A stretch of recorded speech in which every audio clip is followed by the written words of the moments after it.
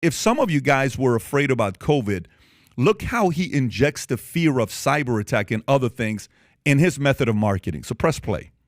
Pay insufficient attention to the frightening scenario of a comprehensive cyber attack, which would bring to a complete halt to the power supply, transportation, hospital services, our society as a whole.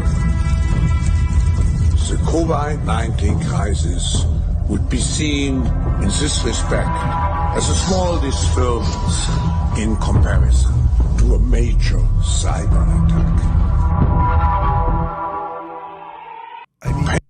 I don't understand. Can I ask you? Yeah, sure. This is not my show, okay? Yeah. So I want to be respectful. Can you put up the Apple 1984 ad? Identical. It's the same music. Yes. It's like just identical. literally. It's the first thing I thought about. Is that It's the first thing I thought about. It Yeah. straight up is like you wouldn't. That's the face. Don't play it. Just show the face. That looks like you can't use the audio. This is the guy who is like, that's Klaus Schwab on the screen. Yeah. So tell me that is not the exact same But person. think about that. Yeah. Germany. Literally You looks think just like about him. Adolf. It's You not the think look, about it's even the personality. 1984. It's the message. How is he convincing people like a Joe Biden to say, let me announce my candidacy campaign to be Build Back Better, which he's the Build Back Better guy. So why are people buying into this guy? Why does he have so much influence over people?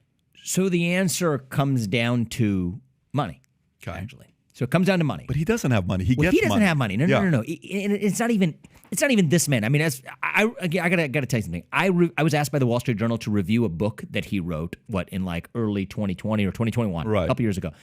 And through reading that book, I get the sense that he's just a sincere individual who has had this passion for 50 years, and in his own heart is just one man who has his views. They're views that I deeply disagree with, but he happens to have exercised influence because everyone else with money, 360 degrees surrounding him, had a use for that.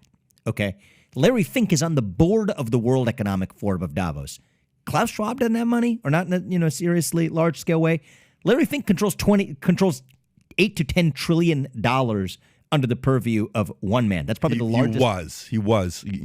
Larry being who, you're talking about BlackRock, Larry Fink. Yeah. I mean, that is probably the largest aggregation of capital under one man's authority. No question. In human history, more than the Dutch East India Company, okay? And he's on the board of the World Economic Forum of Davos. So what does this accomplish? It is a front. That is what this is. This is a front. And you know what? These things always come in three-letter acronyms, right? ESG, DEI, SRI, socially responsible investing, CSR. My favorite three-letter acronym is the CCP. You look at Klaus Schwab, he elevates the CCP. He talks about the Chinese model of dealing with COVID-19. Not in a way not to do it, but in the way to do it. Right. So here's the way this game works, okay? The BlackRocks of the world apply constraints to the West. Emissions caps, what kinds of energy you can and cannot use, what kinds of diversity you must have. They apply that to the West without applying those same constraints in places like China. I'll give you a very specific example, okay? They're pressuring companies like Exxon to adopt Scope 3 emissions caps. That causes companies like Exxon to drop oil projects. Now, a couple years ago, there's an oil project in the Sichuan province of China. Chevron drops it.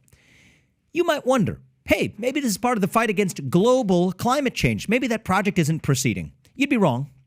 That same project is proceeding just under new ownership. Who's the new ownership? It is PetroChina. Now you take a look at who's one of the larger shareholders of PetroChina. It is none other than BlackRock, the same party who's pressuring firms like pull up Exxon and Chevron. Yeah. So the interesting thing here is that take it from the left hand and give it to the right. That's last time I checked, we're supposed to be fighting global climate change. I'm just saying a three-card Monty going on. Follow the money. It's and like then the one World way or Economic another. Forum is this front that gives this, that sort of creates this veneer of legitimacy, when in fact, because it's a nonprofit global allegiance and organization conceived by this elderly Swiss gentleman, Klaus Schwab, when in fact it is just a vehicle for advancing an agenda that impedes the objectives of the West without laying a finger on China or the Chinese economy. And so the CCP is the most relevant three-letter acronym lurking behind the scenes. I'll give you another little mystery here. why is it part of the global ESG agenda to be hostile towards nuclear energy? So the first paradox is, why do they shift production to China and they're okay with it? Oh, and by the way, for any climate activists listening to this, I mean, just to give you a fact to think about tonight when you go to bed, methane leakage, a unit of methane, is 80 times worse for global warming than carbon dioxide, okay? People talk about carbon emissions. Well, if you don't actually have a database debate, you can't just talk about carbon. You have to talk about the difference between carbon dioxide, methane, and other forms of carbon. Turns out methane leakage is 80 times worse for global warming than carbon dioxide. Guess where methane leakage is worse? In places like Russia and China. So when you shift production from the U.S. to other parts of the world, it's not just that it's net neutral with woke washing. It's worse than that, because you're actually contributing to more methane leakage into the atmosphere than you were even in the U.S. You've done even more harm on your own terms. Even if you subscribe to this crazy religious zealotry, even if you subscribe to that, you have failed on your own terms. So that's the first mystery.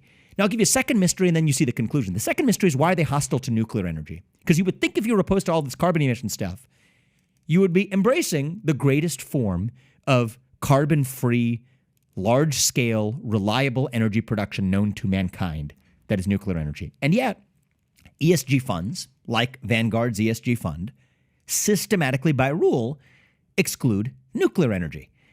Now, scratch your head for a second and ask what's going on there. The answer is, this whole agenda, the anti-nuclear disposition included, is really not about climate change at all. It is about making the West apologize for its sins of the past to achieve a paradigm of global equity. The problem with nuclear energy is not that it is not good enough. It is that it is too good at solving the supposed energy crisis or clean energy crisis, which means you lose the E, the environmental prong as ESG, as a Trojan horse for the S, the social agenda. And that's really what's going on here, is the whole climatism and the World Economic Forum. Each of these is just a front. It's a Trojan horse. It's a vehicle for advancing an equity-driven agenda that the citizenry of most democracies in the West, including the United States, would have never tolerated if you didn't disguise it in the religious veneer of COVIDism or climatism or whatever other secular religion ends up being the vehicle for advancing that. That is what's going on here. So if you like this clip and you want to watch another one, click right here. And if you want to watch the entire podcast, click right here.